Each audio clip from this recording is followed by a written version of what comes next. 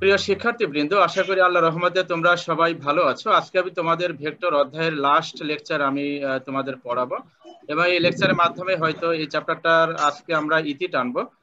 তো আমরা গত লাস্ট ক্লাসে সমাকলন ক্যালকুলাসের ধারণা আমরা দিয়েছিলাম, এবং সমাকলন ক্যালকুলাসের ক্ষেত্রে কিভাবে আমরা সেটাকে সমাকলন যে অপারেটর সেটা আমরা নিয়ে আসতে পারি, সেটা আমরা এই চিত্রটা দিয়ে ব্যাখ্যা করার চেষ্টা করেছিলাম। তো এখানে এবি একটা দণ্ড নেওয়া হলো, যে দণ্ডের দৈর্ঘ্য হচ্ছে এক্স, এবং এই এক্স দৈর্ঘ্যটাকে অসংখ্য ডেল এক্স অংশে কি করা হলো, ভাগ করা হলো।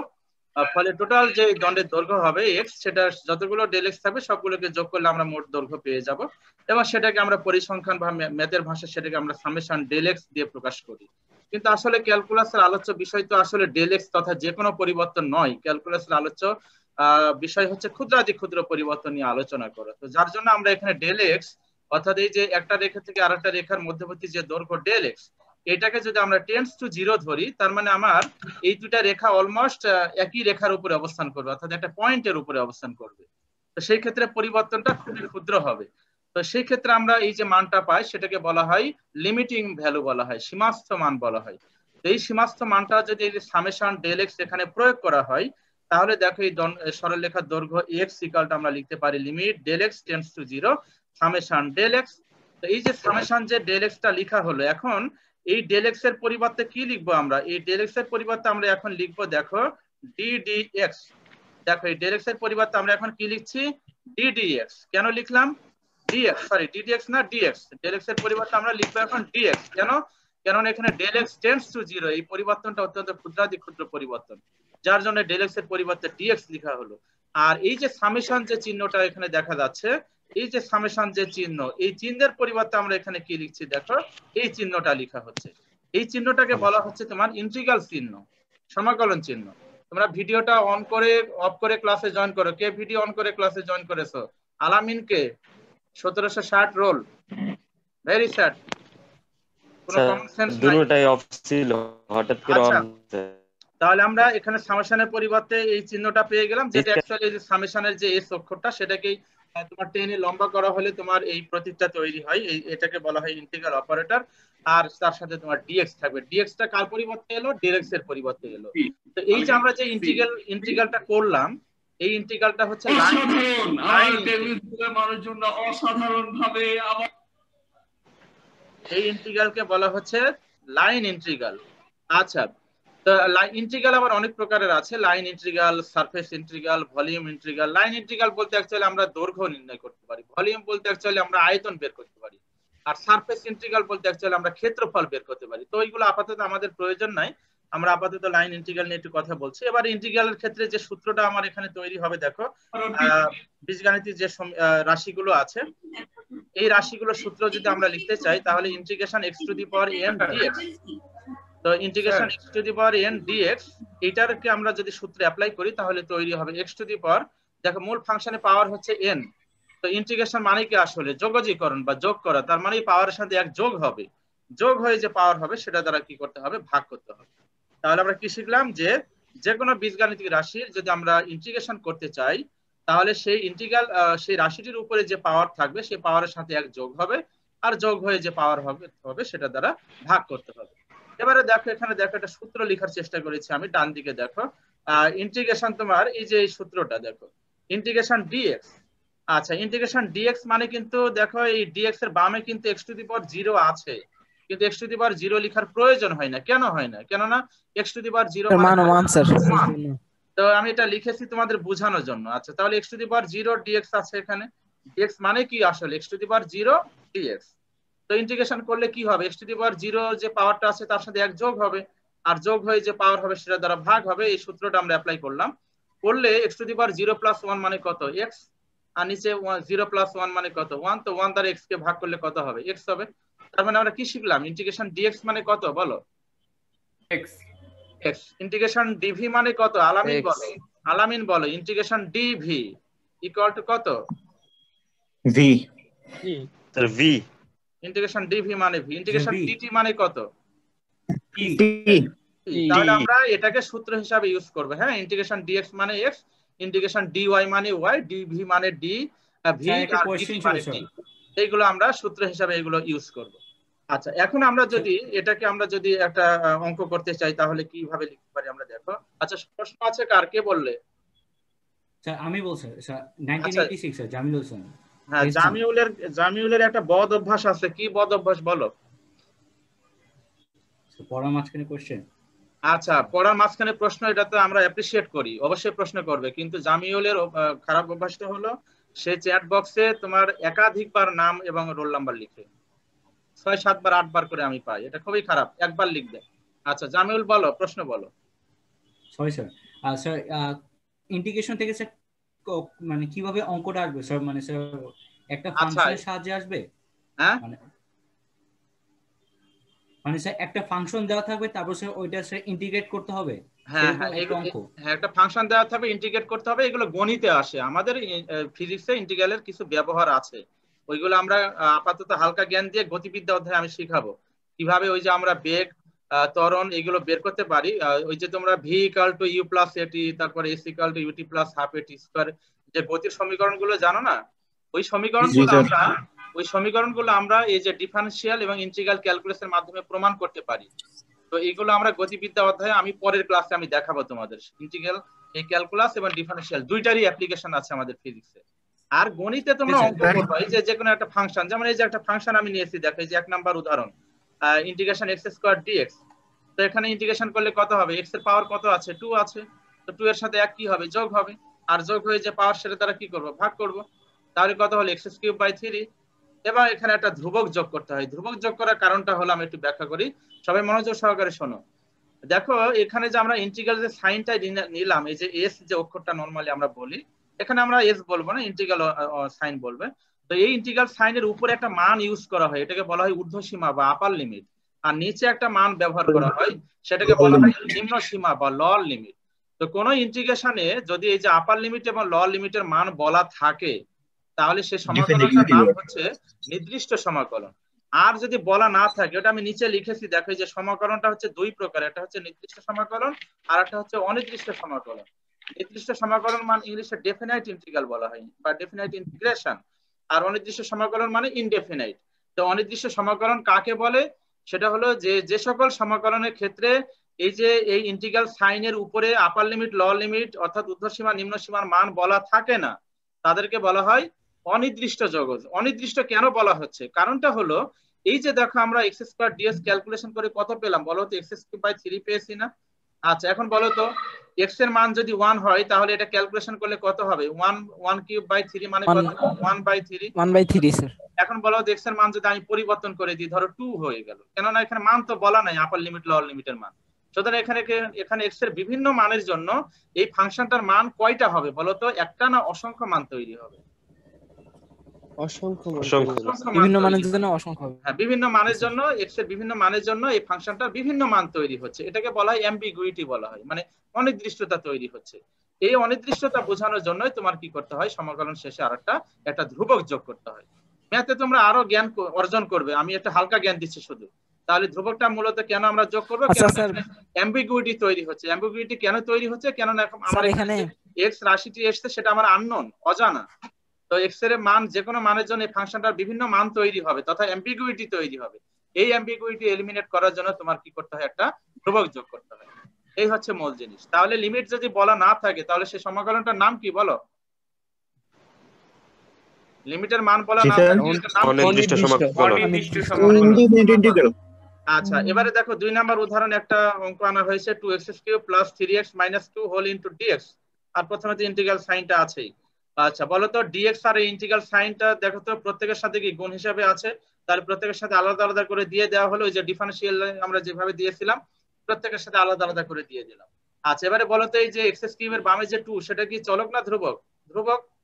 সেটা অপারেটরের বামে চলে যাবে, ইন্টিগ্রাল সাইনের বামে চলে যাবে। আর আমরা একটা লাইন স্কিপ করেছি এখানে, একবারে আমরা করেছি, যেহেতু আমরা অলরেডি জেনে গেছি। তো ইন্টিগ্রেশন x³ পাওয়ারের সাথে 1 যোগ, তো x³ dx মানে কত? x⁴/4। একইভাবে এইগুলো ডিফারেন্সিয়েশন করা হলো। আর ইন্টিগ্রেশন 3 বামে যাবে, আর x dx কে করলে কত হবে? x²/2। আর এই যে 2 ইন্টিগ্রেশন 2 dx, তাহলে 2 বামে যাবে, তো 2 বামে গেলে উইদিন ইন্টিগ্রাল কি আর থাকবে? dx। তো ইন্টিগ্রাল dx মানে কত? এই যে উপরে সূত্র, ইন্টিগ্রেশন dx মানে কত? x। তার মানে আমরা এখানে পেলাম 2 - 2x। আর এখানে যেহেতু লিমিটের মান বলা নাই, তাহলে এটা কি সমাকলন? অনির্দিষ্ট সমাকলন। তার জন্য তুমি কি করবে? এখানে একটা ধ্রুবক করবে। আচ্ছা, এবার এখানে যোগ বিয়োগ করো। এই যে তোমার 2 আর 4 কাটাকাটি হয়ে করে হাফ হয়েছে, এখানে 3 আর 2 3/2 লেখা হয়েছে। লিখে ক্যালকুলেশন করলে তুমি এই রেজাল্টটা পেয়ে গেলে। আর এই যে সমাকলনটা আমরা এতক্ষণ আলোচনা করলাম, সেটা হলো অনির্দিষ্ট সমাকলন। কেন অনির্দিষ্ট? কেননা এখানে এক্স ফাংশন যেটা এসেছে সেটার ভ্যালুটা আননোন, তথা এক্স এর বিভিন্ন মানের জন্য এই ইন্টিগ্রেশনের ভ্যালু বিভিন্ন মান তৈরি হবে। এই জন্য এটাকে বলা হচ্ছে অনির্দিষ্ট সমাকলন। কিন্তু যদি তুমি লিমিটের মান বলে দাও, ধরো উপরে একটা মান বলে দিলে, নিচে একটা মান বলে দিলে, তখন কিন্তু ওই ইন্টিগ্রালের মানটা সীমাবদ্ধ হয়ে যায়, নির্দিষ্ট হয়ে যায়। সেটার একটা উদাহরণ দেখো, নিচে আমি দিয়েছি। দেখো, এই যে দেখো, এখানে দেখো ইন্টিগ্রেশন এক্স ডিএক্স। বলো তো আপার লিমিটে কত মান দিয়েছি আমি? 3। আর লোয়ার লিমিটে কত মান দিয়েছি আমি? 2। তো এই যে 3 আর 2, বলো তো 3 2 কার মান? এইগুলো এটা হচ্ছে এক্স এর মান। দেখো এক্স এর মান, এখানে পরিবর্তনশীল রাশি হলো ডি এর ডানে যে থাকবে এক্স, এই লিমিটের মানটা তার মান। তার মানে এখানে ডিএক্স, এক্স হচ্ছে পরিবর্তনশীল রাশি। তো লিমিটে যে মানগুলো দিয়েছো সেটা অ্যাকচুয়ালি কার মান? এক্স এর মান।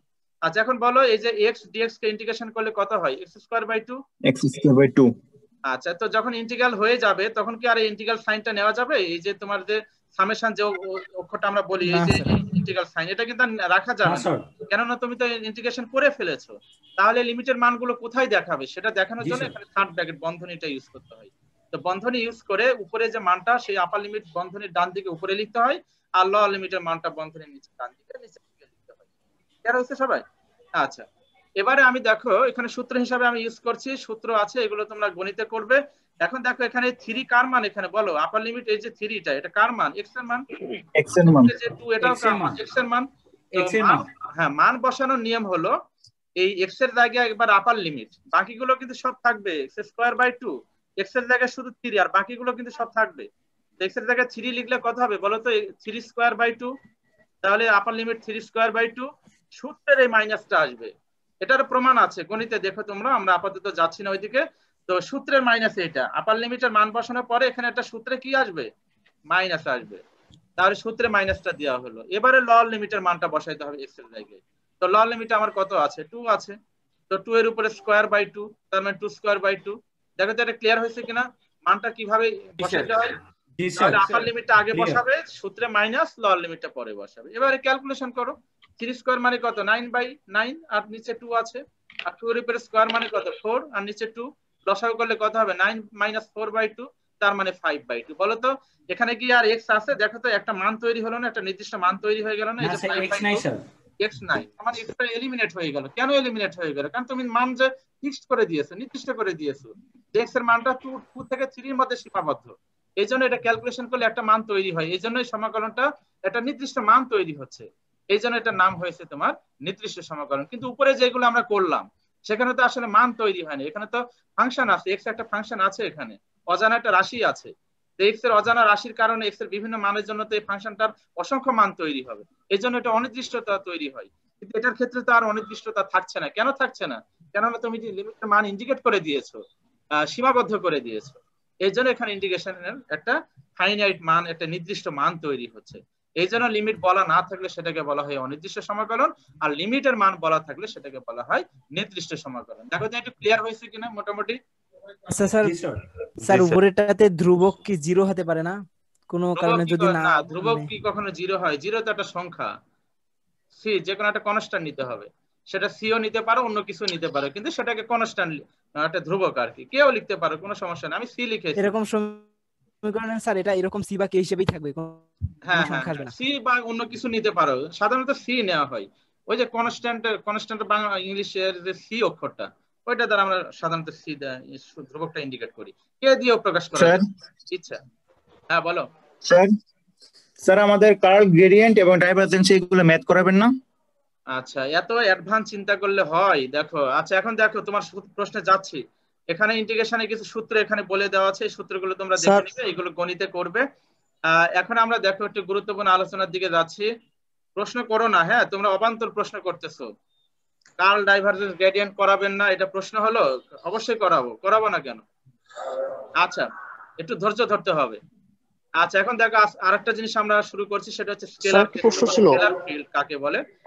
সেটা হচ্ছে যে কোনো ক্ষেত্রের সাথে সংশ্লিষ্ট রাশি যদি স্কেলার রাশি হয়, তাহলে সেই ক্ষেত্রটার নামই হচ্ছে তোমার স্কেলার ক্ষেত্র। যেমন তোমাদের বইতে উদাহরণ আছে, আমি দেখলাম শাহজাহান তপনের বইতে উদাহরণ আছে। ধরো ঢাকা শহরটা একটা বিশাল এলাকা, তাই না? এই ঢাকা শহরের বিভিন্ন পয়েন্টে কি আমরা তাপমাত্রা মেজার করতে পারি না? তাপমাত্রা কি রাশি বলো তো, স্কেলার রাশি না ভেক্টর রাশি? স্কেলার রাশি। তাহলে ঢাকা শহরের যে এরিয়াটা, ঢাকা শহর যে একটা এরিয়া বা অঞ্চল, এই অঞ্চলে বিভিন্ন পয়েন্টে আমরা তাপমাত্রা মেজার করতে পারি। তাহলে তাপমাত্রা যেহেতু স্কেলার রাশি, সুতরাং ঢাকা যে অঞ্চল বা একটা জায়গা বা ক্ষেত্র, এই ক্ষেত্রের সাথে তাপমাত্রা রাশিটা কি স্কেলার রাশি। সুতরাং এই ঢাকা শহরের যে এরিয়াটা, সেটাকে আমরা কি ক্ষেত্র বলতে পারি? এখন স্কেলার ক্ষেত্র বলতে পারি। স্কেলার ক্ষেত্রের সংজ্ঞাটা হলো যে কোনো ক্ষেত্রের সাথে সংশ্লিষ্ট রাশি যদি স্কেলার রাশি হয়, তাহলে সেই ক্ষেত্রকে বলা হয় স্কেলার ক্ষেত্র। যেমন আমি এখানে বাউন্ডারি দিয়েছি, এখানে একটা বাউন্ডারি দিয়ে বিভিন্ন পয়েন্ট আমি ডট দিয়েছি, ডটের বিভিন্ন পয়েন্টে আমি দেখো তাপমাত্রা মেজার করতে পারি। তাহলে তাপমাত্রা এই বিভিন্ন পয়েন্টে যে তাপমাত্রা মেজার করলে তাপমাত্রা কি রাশি? স্কেলার রাশি। তাহলে টোটাল ক্ষেত্রটাকে আমরা কি ক্ষেত্র বলবো বলো? স্কেলার ক্ষেত্র। স্কেলার ক্ষেত্র বলবো। স্কেলার ক্ষেত্র। একইভাবে দেখো ডান দিকে আরেকটা চিত্র দিয়েছি, এটা একটা আধান। বলো তো আধানের চারপাশে কি তৈরি হয় বলো তো? তড়িৎ ক্ষেত্র তৈরি হয়। আচ্ছা, এখন এই তড়িৎ ক্ষেত্র বিভিন্ন বিন্দুতে আমরা কি তড়িৎ বিভব মেজার করতে পারি। তো তড়িৎ বিভব কি রাশি? তড়িৎ বিভব হচ্ছে স্কেলার রাশি, স্কেলার রাশি তড়িৎ বিভব। তাহলে এই বিভব যেহেতু স্কেলার রাশি, তাহলে এই প্রত্যেকটা ক্ষেত্রে বিভিন্ন পয়েন্ট আমরা বিভব পাচ্ছি, সুতরাং এই ক্ষেত্রটাকে আমরা কি ক্ষেত্র বলবো? স্কেলার ক্ষেত্র বলবো। মোট কথা, কোন ক্ষেত্রের সাথে সংশ্লিষ্ট রাশি যদি স্কেলার রাশি হয়, তাহলে সেটাকে আমরা বলবো স্কেলার ক্ষেত্র। আর কোন ক্ষেত্রের সাথে সংশ্লিষ্ট রাশি যদি ভেক্টর হয়, সেটাকে আমরা কি বলবো? ভেক্টর ক্ষেত্র। এই যে দেখো নিচে উদাহরণ দিয়েছি আমি, দেখো এই যে আধান, যে কিছুক্ষণ আগে যে উদাহরণটা আমরা দিলাম না, যেটা আধানের কারণে তার চারপাশে একটা তড়িৎ ক্ষেত্র তৈরি হয়। আচ্ছা বলো তো এই ক্ষেত্রে বিভিন্ন পয়েন্টে কি আমরা তড়িৎ প্রাবল্য বা তীব্রতা মেজার করতে পারি? তো বলো তো তড়িৎ প্রাবল্য বা তীব্রতা নিশ্চয়ই তোমরা জানো যে E=F/Q। তো এই যে তড়িৎ প্রাবল্য বা তীব্রতা, এটা কি স্কেলার রাশি না ভেক্টর রাশি বলো? ভেক্টর রাশি। তাহলে বলো তো এই ক্ষেত্রের সাথে সংশ্লিষ্ট যে রাশিটা এখন তুমি বিবেচনা করছো তড়িৎ প্রাবল্য বা তীব্র, যেটা ভেক্টর রাশি, তাহলে এই ক্ষেত্রটাকে আমরা কি ক্ষেত্র বলবো? ভেক্টর ক্ষেত্র। ভেক্টর ক্ষেত্র। কত সিম্পল দেখো। আচ্ছা, একইভাবে দেখো আমরা এখানে বাম দিকে আরেকটা উদাহরণ দিয়েছি। ধরো এটা একটা নদী বা ধরো একটা পাইপ, একটা পাইপের মধ্যে দিয়ে পানি প্রবাহিত হচ্ছে, পানি না হয়ে অন্য কোনো তরল প্রবাহিত হচ্ছে। তো পানি, তরল, গ্যাস, এইগুলোকে প্রবাহী পদার্থ বলা হয়। তো এখন ধরো তোমার এই পাইপের মধ্য দিয়ে বা একটা নদীতে ধরো একটা তরল প্রবাহিত হচ্ছে বা পানি প্রবাহিত হচ্ছে। তো বলো তো এখন এই বিভিন্ন পয়েন্টে আমরা পানি বা তরলে কি বের করতে পারি? বেগ বের করতে পারি না? তাহলে বেগ কি রাশি বলো? স্কেলার রাশি না ভেক্টর রাশি? ভেক্টর রাশি। তাহলে এই যে তরল যে ক্ষেত্রটা বা পানি যে ক্ষেত্রটা, এই ক্ষেত্রের সাথে সংশ্লিষ্ট রাশি বেগ যেহেতু ভেক্টর রাশি, সুতরাং এই ক্ষেত্রটাকে, পানি ক্ষেত্রটাকে আমরা কি নামকরণ করবো এখন আমরা? ভেক্টর ক্ষেত্র। স্কেলার ক্ষেত্র বা ভেক্টর ক্ষেত্রের ডেফিনেশন উদাহরণ সহ ক্লিয়ার হয়েছে কিনা এখন বলো? আচ্ছা স্যার একটা প্রশ্ন আছে স্যার, বইয়ে স্যার একটা কথা আছে যে তাপমাত্রাকে আমরা স্কেলার ফাংশন এবং ঢাকা শহরকে তাপমাত্রার স্কেলার ক্ষেত্র বিবেচনা করতে পারি। এখানে স্যার স্কেলার ফাংশনটা বলতে কি বোঝানো ফাংশন হয়েছে? বলতে বোঝানো হচ্ছে এই যে আমি এখানে লিখেছি, ফাংশনের অর্থ তাহলে বুঝো না, 3 ডাইমেনশনালি আমরা যদি x y z লিখি। এটা বুঝছি স্যার, মানে এই যে দেখো এটা বুঝলাম, এই যে তাপমাত্রাকে স্কেলার ফাংশন। হ্যাঁ, তাপমাত্রা স্কেলার ফাংশন মানে বিভিন্ন পয়েন্টে তাপমাত্রা তো আলাদা আলাদা হবে। তাপমাত্রা তো ঢাকা শহরের সকল পয়েন্টে কি এক আলাদা না? তোমার রুমের তাহলে মধ্যে স্যার এখানে তাপমাত্রাটা হচ্ছে স্বাধীন চলক, তাই না? তাহলে তাপমাত্রা তো অঞ্চলের সাপেক্ষে তাহলে স্যার একটা এখানে ফাংশন। তাহলে স্যার তাপমাত্রা স্বাধীন চলক এখানে। তাপমাত্রা, হ্যাঁ তাপমাত্রা ডিপেন্ডেন্ট। স্বাধীন চলক স্যার, স্বাধীন না অধীন। তাপমাত্রা হচ্ছে ডিপেন্ডেন্ট, বিভিন্ন পয়েন্টে তাপমাত্রা বিভিন্ন হবে। তুমি ঘরের মধ্যে তাপমাত্রা মেজার করে বাইরে তাপমাত্রা আরেক ধরনের। এটা স্থান ডিপেন্ডেন্ট, ইন্ডিপেন্ডেন্ট। এটা পয়েন্টের উপর নির্ভর করতেছে। আমার কথাটা শোনো না, না শুনলে বুঝবা কি করে? তাপমাত্রা হচ্ছে তোমার ডিপেন্ডেন্ট। তোমার ঘরের মধ্যে এসি চালনা করেছো, ঘরের ভিতরে তাপমাত্রা যা বাইরে তাপমাত্রা কি সেম? না স্যার। তাহলে কি তাপমাত্রা স্থানের উপরে নির্ভরশীল নয়? জি স্যার, স্থানের উপর নির্ভরশীল। ভিতরে এক ধরনের তাপমাত্রা, বাইরে আরেক ধরনের তাপমাত্রা, তাহলে তাপমাত্রা তো ডিপেন্ডেন্ট, ইন্ডিপেন্ডেন্ট না, সেটা ডিপেন্ডেন্ট। কার উপরে ডিপেন্ডেন্ট? স্থানের উপরে ডিপেন্ডেন্ট। স্থানের উপর। তো যে স্থানের উপরে ডিপেন্ডেন্ট, সেই স্থানটাকে আমরা ক্ষেত্র বলবো। যেহেতু তাপমাত্রা স্কেলার ক্ষেত্র রাশি, এই জন্য সেই ক্ষেত্রটাকে আমরা বলবো স্কেলার ক্ষেত্র। আচ্ছা, তোমরা নাম এবং রোল একবার লিখবে। আচ্ছা, সবাই স্কেলার ক্ষেত্র এবং ভেক্টর ক্ষেত্রের ব্যাপারটা ক্লিয়ার হয়েছে কিনা এখন বলো আমাকে। আচ্ছা, এবারে যে তোমাদের একজন বন্ধু খুব এক্সাইটেড হয়ে গেছে যে গ্রেডিয়েন্ট ডাইভারজেন্স কার্ল কবে পড়াবে, সেটা দেখো এখন। এই যে তোমরা যে অবান্তর প্রশ্ন করো, তাহলে আমরা কিভাবে পড়াবো বলো? এই যে গ্রেডিয়েন্ট ডাইভারজেন্স কার্ল কি এখন আমি আনছি, দেখো শুনতে পাচ্ছ আমাকে? জি স্যার। সুতরাং এক্সাইটেড হয়ে এত প্রশ্ন করার প্রয়োজন নাই, আমার ক্লাসটা ফলো করলে বুঝবে তুমি, আশা করি আমি। আচ্ছা, তো গ্রেডিয়েন্ট কি জিনিস সেটা নিয়ে আমরা এখন আলোচনা করব। তো গ্রেডিয়েন্ট হচ্ছে ওই যে আমরা যে ডেল অপারেটরটা বলেছিলাম প্রথম ক্লাসে ক্যালকুলাসের, ওই ডেল অপারেটরটাকে আমরা 3 ডাইমেনশনালি ওই যে del del x i cap, del del y j cap, del del z k cap. তো এই ডেল অপারেটর তোমার এই যে স্কেলার ক্ষেত্র এবং ভেক্টর ক্ষেত্রের উপরে তোমার ক্রিয়া করে, এই স্কেলার ক্ষেত্র এবং ভেক্টর ক্ষেত্রকে ক্রিয়া করে তোমার তিনটি জিনিস এখানে আমরা তৈরি করতে পারি। একটা হচ্ছে গ্রেডিয়েন্ট, একটা ডাইভারজেন্স, আর একটা হচ্ছে কার্ল। এগুলো আরো ব্যাপক আলোচনা আছে, এগুলো তোমরা ভবিষ্যৎ হায়ার স্টাডিতে পড়বে। আপাতত হালকা জ্ঞান নিয়ে যাও, এখানে খুব বেশি জ্ঞান অর্জন করার স্কোপ নাই, তারপর যতটা প্রয়োজন ততটুকু আমি জ্ঞান দিব তোমাদের। আচ্ছা, এখন দেখো ডেল হচ্ছে একটা 3 ডাইমেনশনাল, এটা একটা ভেক্টর অপারেটর যেটাকে আমরা ডেল বা নেবলা বলি। আর এটাকে আমরা বললাম স্কেলার ক্ষেত্র। তো গ্রেডিয়েন্টের কাজ হলো কোন স্কেলার ক্ষেত্রকে ভেক্টর ক্ষেত্রে রূপান্তর করার কৌশল। কোন স্কেলার ক্ষেত্রকে ভেক্টর ক্ষেত্রে রূপান্তরের কৌশলই হচ্ছে গ্রেডিয়েন্ট। তাহলে গ্রেডিয়েন্টের মাধ্যমে আমরা কি করি বলো? কোন একটা স্কেলার ক্ষেত্রকে বা ফাংশনকে কোথায় নিয়ে যাই? ভেক্টর রাশিতে, ভেক্টর ফাংশনে আমরা রূপান্তর করতে পারি। এখন এইগুলোর অর্থ কি মিন করে দেখো, এগুলোর অনেকগুলো অর্থ আছে, তাৎপর্য আছে, তাৎপর্যগুলো একটু মুখস্থ করবে, বুঝে মুখস্থ করা, বুঝতে চাইলে অনেক জ্ঞান লাগবে তোমাদের, যে জ্ঞানগুলো আপাতত তোমাদের দেওয়া সম্ভব নয়, অনেক ব্যাপার আছে এখানে।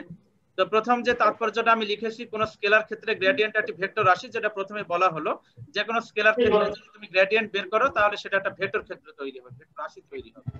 2 নাম্বার যেটা আছে সেটা হচ্ছে গ্রেডিয়েন্ট হলো বিভিন্ন অক্ষের সাপেক্ষে কোন স্কেলার ফাংশনের ঢাল বা নতি নির্দেশ করে। এটা তোমরা গণিতে ম্যাথ করবে তোমরা। আচ্ছা, 3 নাম্বার যে গুরুত্বপূর্ণ যে পয়েন্ট আমি লিখেছি, এটা অঙ্ক করাবো আজকে সময় পেলে। একটি ভেক্টর রাশির মান, এই ভেক্টর রাশির মান মানে এই যে গ্রেডিয়েন্ট নিলে যে ভেক্টর তৈরি হলো, এই যে ভেক্টরটা তৈরি হলো, এই যে ভেক্টরটা তৈরি হলো, এই ভেক্টর রাশির মান অবস্থানের সাপেক্ষে ওই স্কেলার রাশির সর্বাধিক বৃদ্ধির হার নির্দেশ করে। স্যার আপনার কথা শোনা যাচ্ছে না স্যার। তোমরা যারা কথা বলতে চাচ্ছ তারা তোমরা একটু মিউট করে কথা বলো, বুঝতে পেরেছো? একটু শিক্ষিত মানুষ হও। ইউটিউব রিভিউ দেখতে আমাদের অনেক সমস্যা হয় স্যার। হ্যাঁ, দেখার সময় সাউন্ড গুলো আমাদের সমস্যা হয় স্যার যখন রিভিউটা দেখি। মানে ভালো ভালো প্রতিষ্ঠান কিছু খুলে দেখতে পাবে, কারণ যারা প্রোটেকশন দিয়ে রাখতে পারবে ওইরকম প্রতিষ্ঠান কিছু খুলে দিয়ে দেখিও।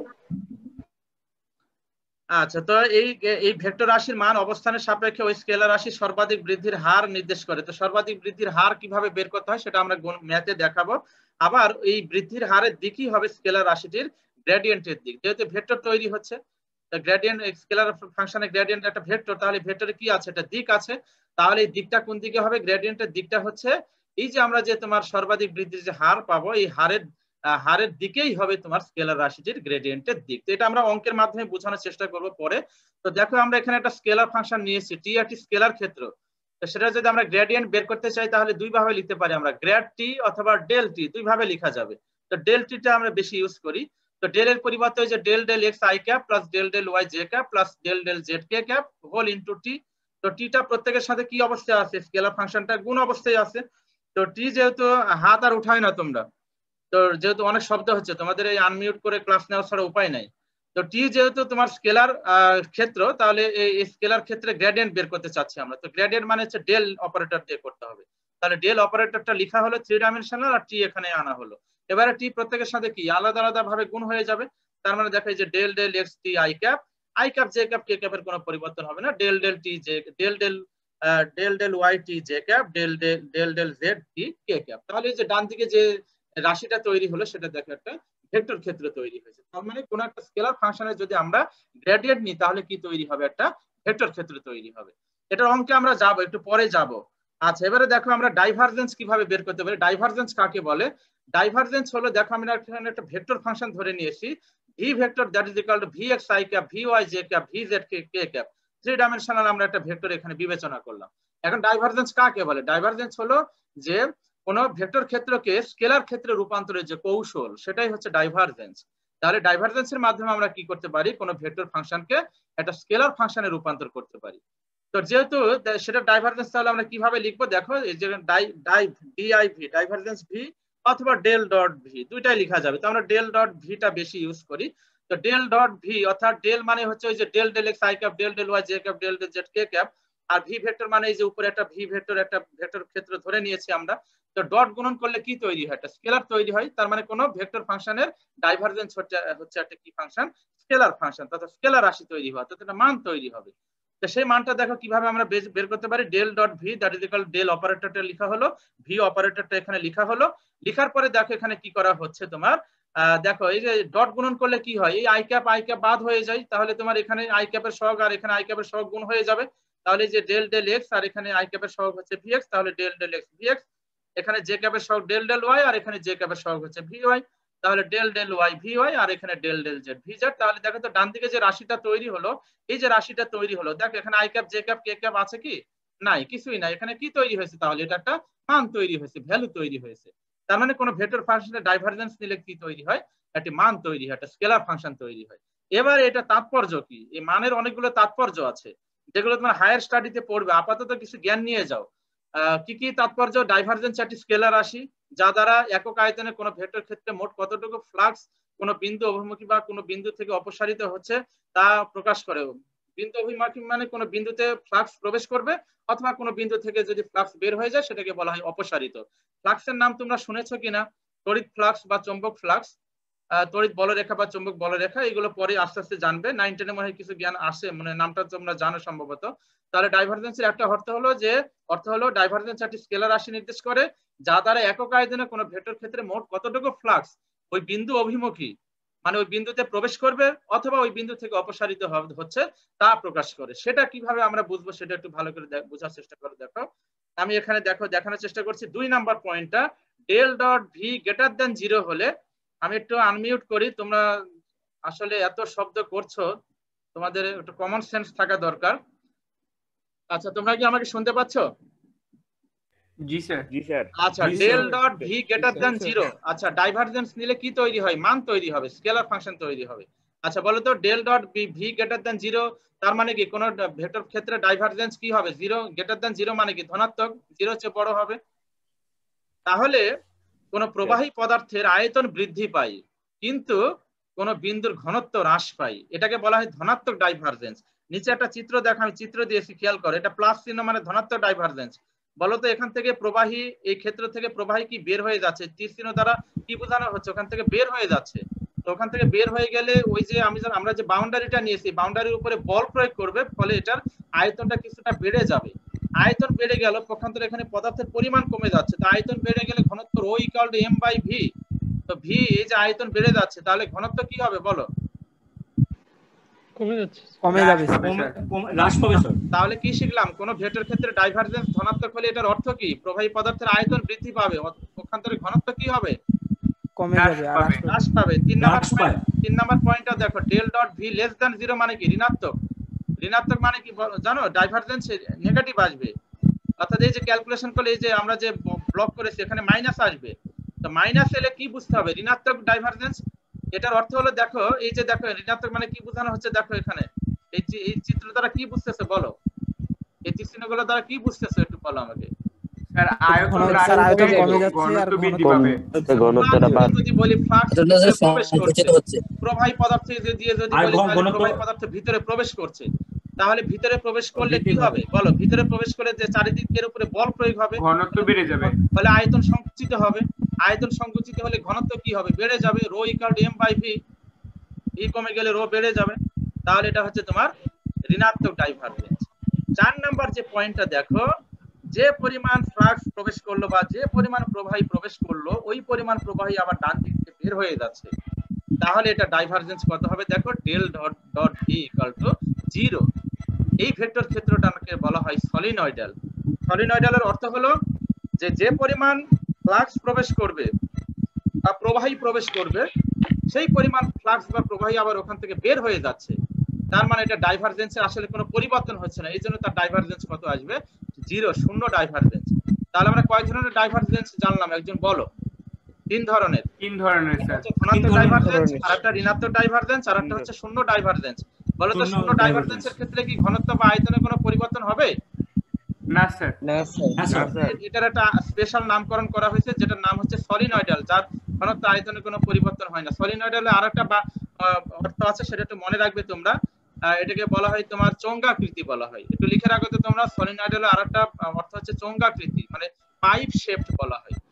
পাইপ শেপড মানে কি, যে ধরো কোনো পাইপের মধ্যে দিয়ে তরল যে পরিমাণ প্রবেশ করছে ওই পরিমাণ তরল আবার কি বের হয়ে যাবে, তার মানে এখানে কোনো পরিবর্তন হচ্ছে না, ডাইভারজেন্স শূন্য হবে। আর যদি তোমার ধনাত্মক হয় তাহলে আয়তন বেড়ে যাবে, ঘনত্ব কমে যাবে। আর যদি ডাইভারজেন্স ঋণাত্মক হয় তাহলে আয়তন হ্রাস পাবে কিন্তু ঘনত্ব বৃদ্ধি পাবে। এই যে পয়েন্টগুলো 2 থেকে 4, এই যে 3টা পয়েন্ট, এই 3টা পয়েন্ট মনে রাখবে, অঙ্ক করার জন্য লাগবে। তো ডাইভারজেন্সের ব্যাপারটা ক্লিয়ার হয়েছে কিনা বলো? এই যে শূন্য ধনাত্মক ডাইভারজেন্স, ঋণাত্মক ডাইভারজেন্স আর শূন্য ডাইভারজেন্স, এই 3টা চিত্রের ব্যাপারটা ক্লিয়ার কিনা? জি স্যার। আচ্ছা, এবারে আসে পরেরটা হচ্ছে কার্ল।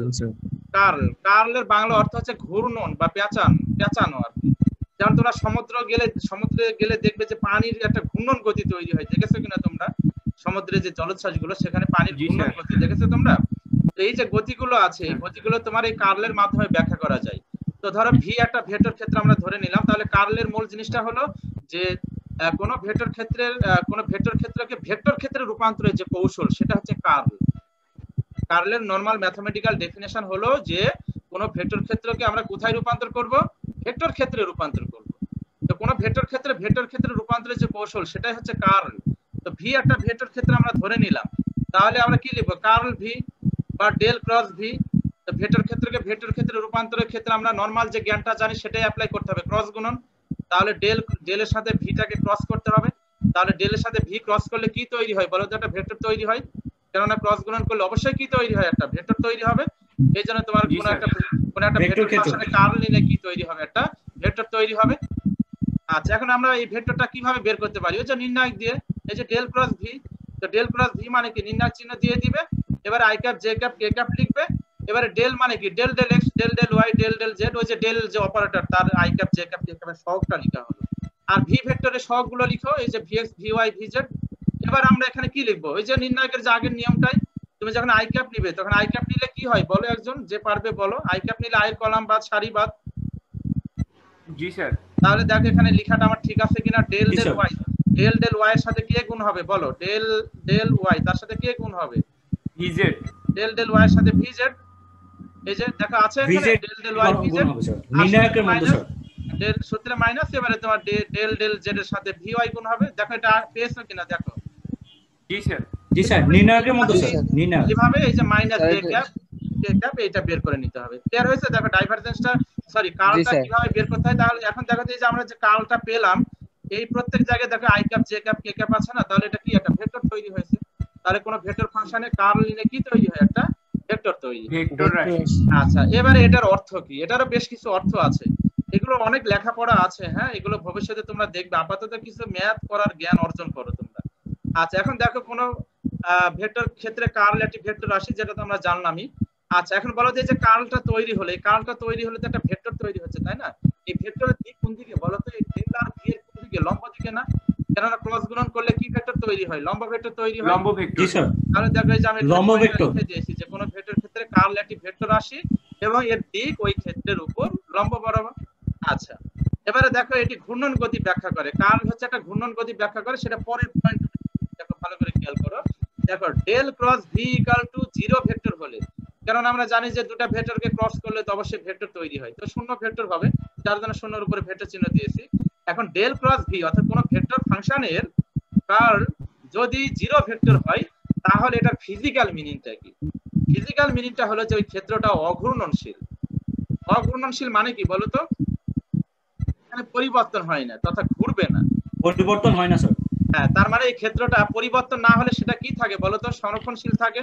যেমন ওই যে তোমরা ভরবেগের সংরক্ষণ সূত্র, শক্তির সংরক্ষণ সূত্র পড়েছো না, যে সংঘর্ষের আগের ভরবেগ আর পরে ভরবেগ সমান থাকে। তার মানে কি সমান থাকে মানে কি? তাহলে পরিবর্তন হয় না, টেনে পড়ছিলাম। আর পরিবর্তন না হলে কি আছে? সেটা সংরক্ষিত আছে বা সংরক্ষণশীল আছে। এই জন্য আমরা দেখো ডেল ক্রস ভি 0 ভেক্টর হলে এটার দুইটা অর্থ মিন করে। একটা হচ্ছে যে এই ক্ষেত্রটা অঘূর্ণনশীল। অঘূর্ণনশীল মানে কি? রোটেট হবে না, ঘূর্ণনশীল হবে না, যেহেতু পরিবর্তন হয় না এখানে।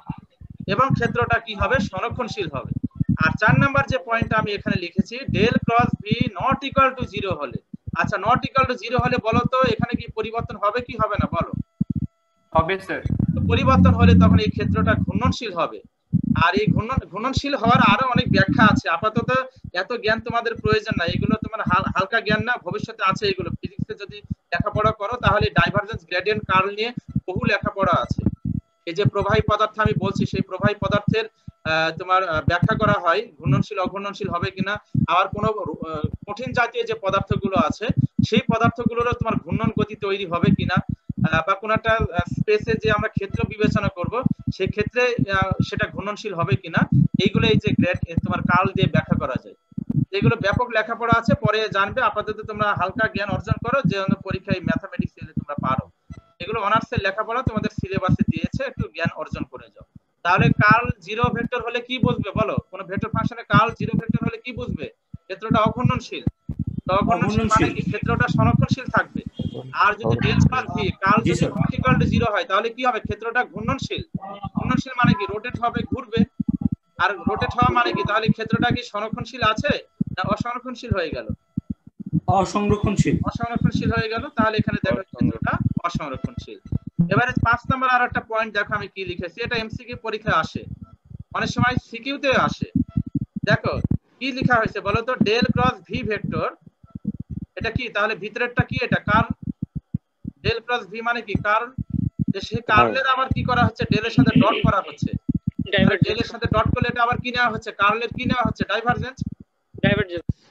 তার মানে কি? কোন ভেক্টর ক্ষেত্রে কার্লের ডাইভারজেন্স নেওয়া হলে এটা সর্বদা শূন্য হবে। এটা সর্বদাই শূন্য হবে। এটা আমরা অঙ্ক করাবো, আজকে অঙ্ক হবে না, আগামী দিনে করাবো। যে কোনো ভেক্টর ফাংশনের ভেক্টর ক্ষেত্রে তুমি যদি কার্ল নাও, সেই কার্লে যদি আবার ডাইভারজেন্স নাও তাহলে কত হবে? শূন্য হবে। এটা একটা ফিজিক্যাল ব্যাখ্যা কে দিতে পারবে বলো তো? ডট গুণনের কনসেপ্ট থেকে বলো তো। আচ্ছা বলো তো, স্যার যদি এ নিয়ে এ আর বি দুইটা বিবেচনা করা যায় স্যার। আচ্ছা এ বি লাগবে না, বলো ডেল আর সমতলে থাকবে স্যার। এটা লম্ব ভেক্টর তৈরি হবে, আর লম্ব ভেক্টরের সাথে যখন এটা দুইটা লম্ব ভেক্টরের ডট গুণন শূন্য হয় এই দিক দিয়ে স্যার। হ্যাঁ হ্যাঁ সেটা তো আছে। এই যে তিনটা ভেক্টর একই দিকে থাকবে। হ্যাঁ এই যে ডেল ক্রস ভি করলে লম্ব ভেক্টর তৈরি হবে। Very good. Del cross V করলে তো লম্ব তৈরি হবে। লম্ব এই যে 1 নাম্বার যে পয়েন্টটা, এই যে 1 নাম্বার পয়েন্টে যে দিকের ব্যাপারটা বলা হলো, এই যে লম্ব বরাবর, তাহলে লম্ব দিকে তৈরি হচ্ছে। তাহলে ডেল ক্রস ভি এর দিক হচ্ছে লম্ব দিকে, তাহলে ডেলের সাথে এটা লম্ব হয়ে গেল। তো লম্ব হলে ডট গুণন শূন্য হয় মানে কি? তাহলে অ্যাঙ্গেল 90 ডিগ্রি। cos 90 ডিগ্রি, তার মানে cos 90 হলে কত হয়? 0 হয়ে যায়। মজার জিনিস কিন্তু, এটা অঙ্ক করব আমরা, আগামী দিন অঙ্ক করব। তাহলে কোন ভেক্টর ফাংশনের কার্লের ডাইভারজেন্স অলওয়েজ কি হবে? 0 হবে। 0 হবে। তাহলে এই যে তাৎপর্যগুলো আমি লিখেছি এগুলো একটু মুখস্থ করবে। এগুলো অনুধাবনমূলক প্রশ্ন হিসেবে পরীক্ষা আসে 1 মার্কের জন্য। তো পরীক্ষা যদি কখনো ডাইভারজেন্স গ্রেডিয়েন্ট কার্ল কাকে বলে সেগুলোতে জানলেই কিভাবে বের করতে হয় সেটা আমরা জানলাম। আর এই প্রত্যেকের যে তোমার তাৎপর্যগুলো আমি লিখে দিয়েছি, এই পয়েন্টগুলো তোমরা মুখস্থ করবে। অনুধাবনমূলক প্রশ্ন হিসেবে এটা পরীক্ষায় অনেক সময় আসে। তো আজকে আমরা ম্যাথ করতে পারবো না, ক্লাস সময় শেষ হয়ে গেছে। তো সবাই ভালো থেকো, সুস্থ থেকো এবং নিরাপদে থেকো। আগামী দিনে